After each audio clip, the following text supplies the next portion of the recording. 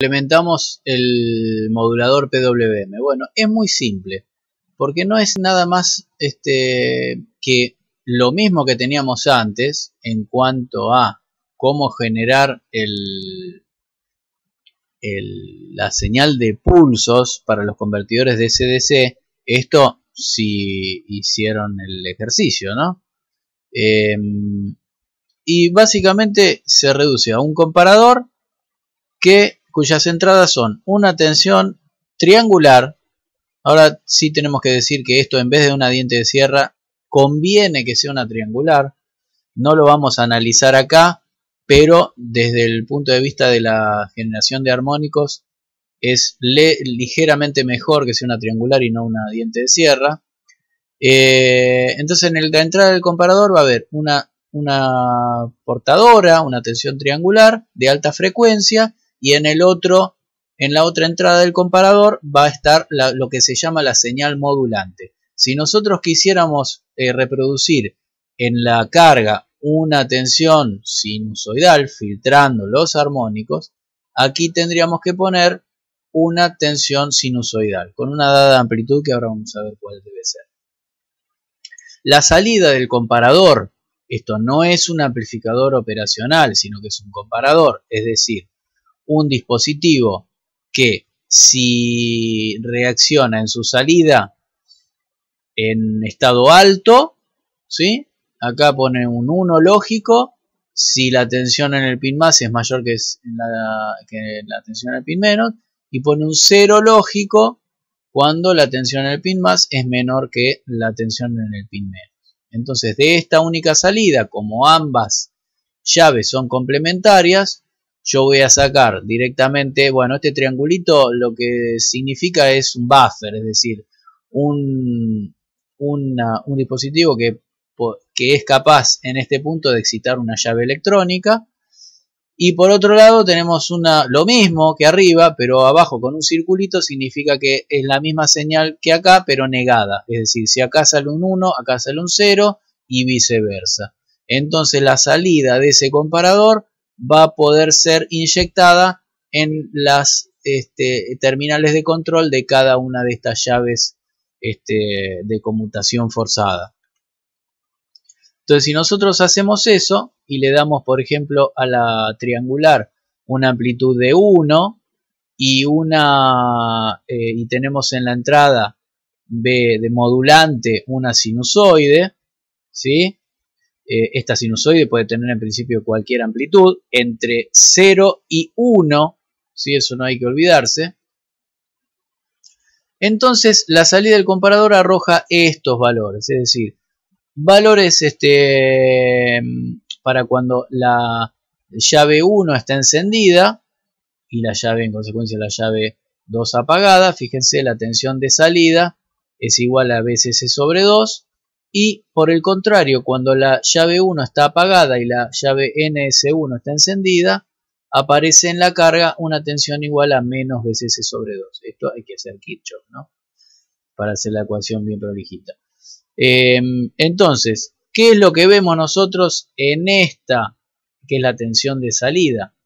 Y lo que se ve, como también se veía antes, que mientras más grande es la tensión de la modulante, más ancho es el pulso. ¿Y qué significa esto? Que el valor medio, si yo voy midiendo valores medios de digamos, voy haciendo la integral en un ciclo de conmutación y voy corriendo esa integral de izquierda a derecha, el valor medio de esa integral me va a dar similar a esta, ¿sí? A la forma de onda de referencia. Quiere decir que la fundamental de la referencia, o mejor dicho, la referencia sinusoidal, se termina representando en el valor medio de este tren de pulsos, ¿sí? Quiere decir que si yo pudiera ahora filtrar y quedarme solo con la fundamental o con la baja frecuencia de este tren de pulsos, yo me terminaría quedando con una señal que tiene la forma de esta sinusoide, pero que, digamos, en la salida del inversor, es decir, que es posible además de representar esta forma de onda sinusoidal, darle corriente, ¿sí? Porque las llaves estas se supone que son llaves de corriente, de alta corriente, ¿sí? Entonces, ¿qué es lo que decíamos nosotros acá? ¿Con qué significa esto? Y bueno, que mayores pérdidas tiene, porque acá hay un montón de conmutaciones y por el contrario en este monopulso había dos conmutaciones, solamente si uno revisa la característica o el patrón de conmutación, dos conmutaciones por llave. Acá hay un montón de conmutaciones por llave en cada ciclo de la fundamental. Entonces, bueno, esa es una desventaja del PWM, que tiene mayores pérdidas de conmutación. Bueno,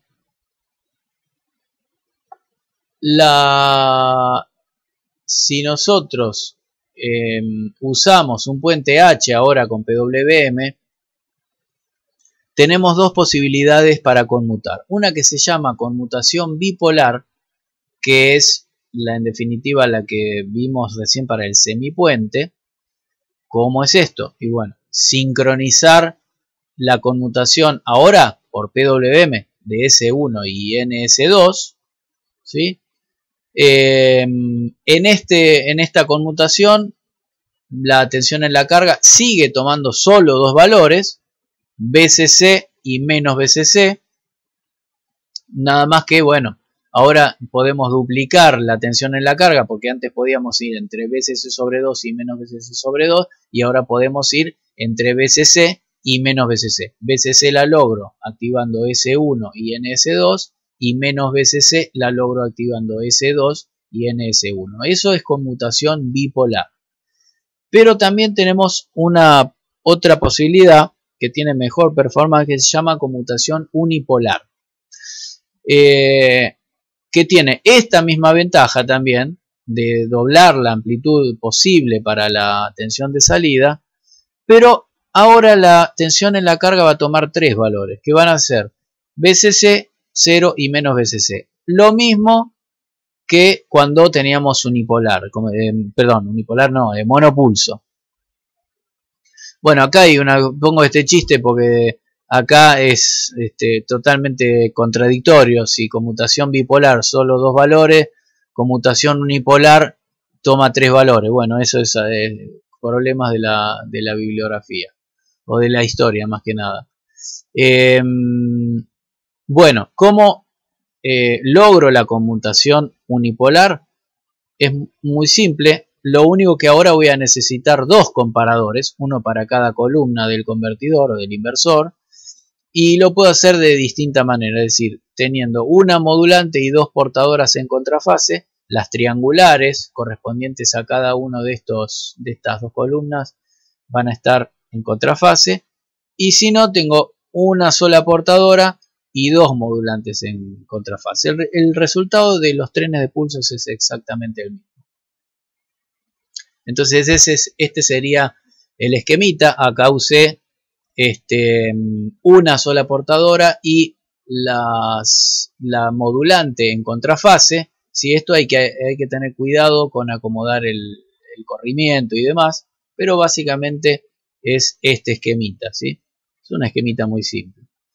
Y lo que les quería mostrar es lo siguiente, que ahora tenemos lo que teníamos antes, ¿no? Tenemos para la columna 1, tenemos nuestra portadora y la modulante positiva, o sea, sería esta que está acá. Y a esta la multiplicamos por menos 1, o sea que está desfasada a 180 grados.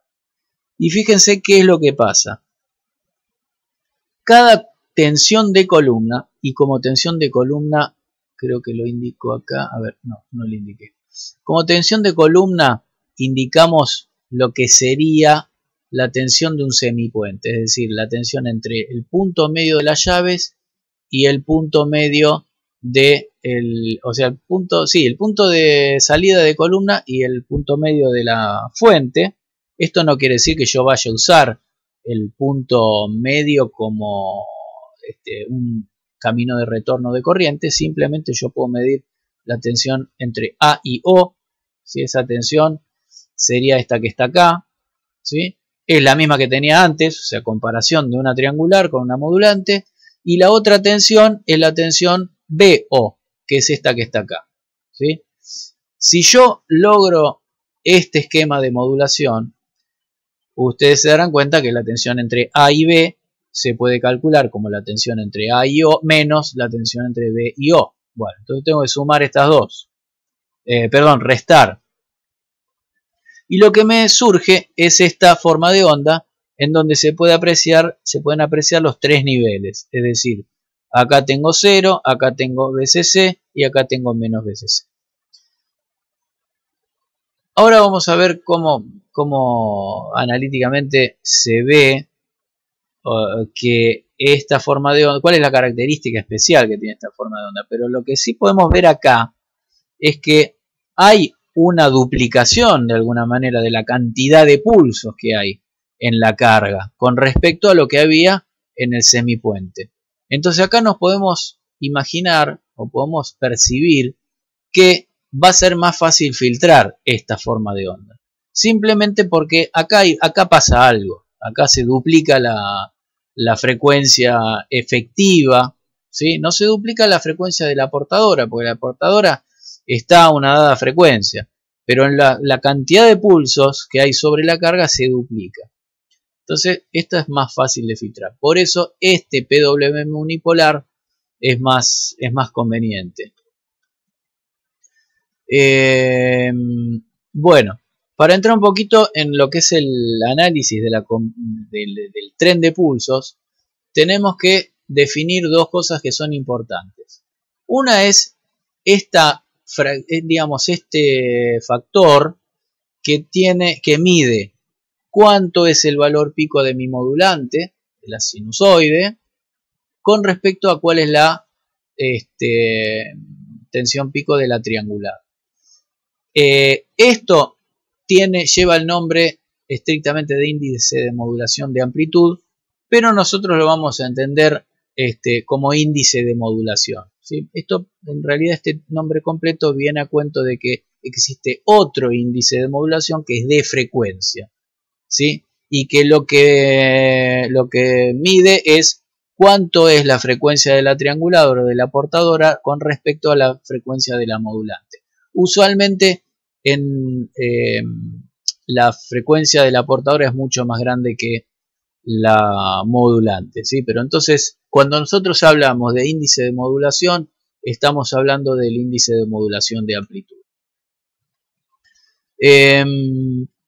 Bueno, y si nosotros agarramos este tren de pulsos, o este tren de pulsos, o cualquiera de los dos, tanto el bipolar como el unipolar, vamos a ver que el PWM, la modulación PWM, termina representándome en la tensión sobre la carga, ¿sí? Esta sería B01 en cada caso, ¿no? La unipolar entre el centro de columna y el punto medio de la tensión de alimentación, y unipolar en bornes de la carga, ¿sí? O sea, entre las dos columnas. ¿Qué pasa? Cuando uno hace la descomposición por serie de Fourier, lo que le surge como componente fundamental a la salida en la carga, resulta que el mismo índice de modulación con el cual yo hice la comparación, es decir, este que está acá, esta amplitud, que es la que entró a los comparadores, es la que va a multiplicar a la amplitud pico a pico de los pulsos de salida sobre 2, ¿sí? Es decir, que mientras más grande sea el índice de modulación, más fundamental voy a tener yo en la salida, en mi carga. Y esto es lineal, cosa que es muy buena, ¿sí? Siempre que nosotros tenemos relaciones lineales, todo es mucho más simple. Entonces, yo puedo variar el índice de modulación de 0 a 1 y voy a obtener una componente fundamental en mi carga que va a variar entre 0 y la amplitud pico a pico de los pulsos de salida PWM sobre 2. Bueno, la amplitud pico a pico, en este caso, en el caso de puente completo o puente H, sería si va hacia BDD y llega hasta menos BDD, la amplitud pico a pico sería 2 BDD dividido 2 BDD, ¿sí? BDD o BSD o BC o como le quieran llamar. Y por otro lado, otra cosa importante es que los armónicos, su magnitud, van a depender tanto de MA como de MF. Pero, si nosotros tenemos en cuenta, y ya lo acabo de decir hace un ratito, que MF es mucho mayor que 1, ¿sí? Si MF en particular es mayor que 10 aproximadamente, la dependencia de MF, la dependencia de los armónicos con este número se desaparece y queda solamente dependiendo del índice de modulación. Quiere decir que los armónicos van a depender de MA, no van a ser los mismos si MA es 0,1 que si MA es 0,5. Eso no lo tenemos que calcular, ya está tabulado, pero bueno, cuando uno tiene un patrón unipolar, por ejemplo, en este caso el valor pico a pico es BCC. Fíjense, esto es importantísimo. En el espectro queda el contenido de la fundamental, siempre esto es 1, ¿no? Con respecto a la frecuencia de la modulante. Esta sería la frecuencia modulante, ¿sí? 50 Hz, por ejemplo, si esto fuera un inversor de potencia. Y fíjense, a diferencia de lo que pasaba en la modulación monopulso, no hay armónicos de la modulante, no está el tercero, el quinto, el séptimo y demás, sino que los próximos están en las cercanías de la frecuencia de la triangular. Quiere decir que si yo tengo 50 Hz como modulante y 20 kHz como triangular, los armónicos van a estar recién llegando a 20 kHz, van a estar lejísimos de los armónicos de la modulante, ¿sí? Y esto representa una ventaja sustancial al momento de filtrar, ¿sí? Porque ahora no es que tengo que filtrar el tercer armónico de 50 Hz, que es 150 Hz, y quedarme con el de 50. No, ahora es mucho más fácil filtrar alta frecuencia de la frecuencia de la modulante. Entonces esto, por eso, es un avance significativo respecto de la onda monopulso. Pero bueno, esto tiene, como ya dijimos, más pérdidas que la forma de onda monopulso, ¿no? Bueno, como dije, para MF mucho mayor que 1, la amplitud de los armónicos solo depende del índice de modulación, entre paréntesis de amplitud, y acá tenemos la proporcionalidad entre el armónico fundamental y la tensión del bus, ¿sí? BCC, y fíjense que si yo mantengo o yo hago pasos de 0,2, 0,4, 0,6 en M, en mi referencia respecto de la triangular, obtengo la proporcionalidad perfecta entre BCC y la amplitud de la fundamental, ¿sí? Mientras más grande es M, más grande es la fundamental de tensión de salida. Y para los armónicos que están cerca de la portadora y de los múltiplos de la portadora, porque esto en realidad se extiende hacia los múltiplos de la portadora, tengo los distintos coeficientes, ¿sí? Es decir, esta es la proporción de esta componente armónica con relación a la tensión del bus, ¿sí? Entonces fíjense que a medida que la frecuencia aumenta, obviamente la energía de esos armónicos disminuye y el factor de proporcionalidad se va haciendo cada vez más chiquito. Bueno, por otro lado, si uno hace también el análisis de la serie de Fourier del patrón unipolar, lo que puede ver es lo mismo respecto de la fundamental, es decir, hay una proporcionalidad entre MA y la componente fundamental, ¿sí? Pero ahora fíjense que las componentes de frecuencia que estaban para el para el bipolar alrededor de MF, que es la frecuencia de conmutación, ahora no están. ¿Y eso por qué es? Y porque la cantidad de pulsos que tiene esta forma de onda es además de ser el doble, tiene tiene 3 valores en vez de 2, ¿sí? Pero fíjense que en el espectro recién encontramos armónicos en 2 veces la frecuencia de conmutación. Esto, como les dije, lo hace más fácil filtrar la forma de onda. ¿A qué me refiero yo con filtrar la forma de onda? Tanto si tengo una carga RL, como si tengo una carga resistiva filtrada a través de un filtro LC, ¿sí? Como teníamos en el convertidor reductor. Bueno, esto ya lo dijimos. La resta entre las dos. Bueno, hay un detalle, es ¿por qué desaparecen las componentes armónicas alrededor de la frecuencia de conmutación? Porque resulta del patrón del desarrollo en serie de Fourier que las dos componentes de tensión de columna alrededor de la frecuencia de conmutación están en contrafase. Entonces cuando uno cuando uno la resta, se anulan. Mejor dicho, no están en contrafase, sino que tienen el mismo valor, ¿sí? Y las otras, en realidad, también se compensan, pero parcialmente. No se terminan de anular completamente.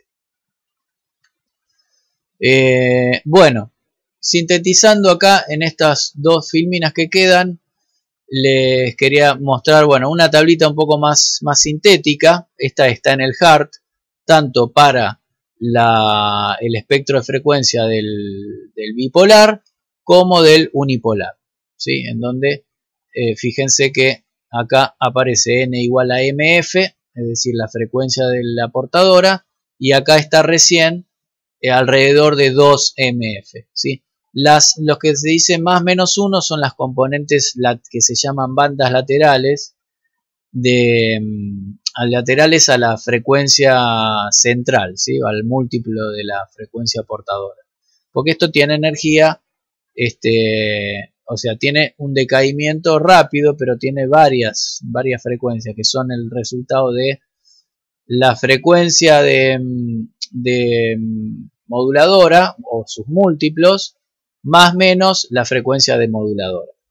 Entonces en estos dos ustedes tienen los coeficientes, o sea, tienen resuelta la serie de Fourier en esta tablita que está acá para los valores más significativos.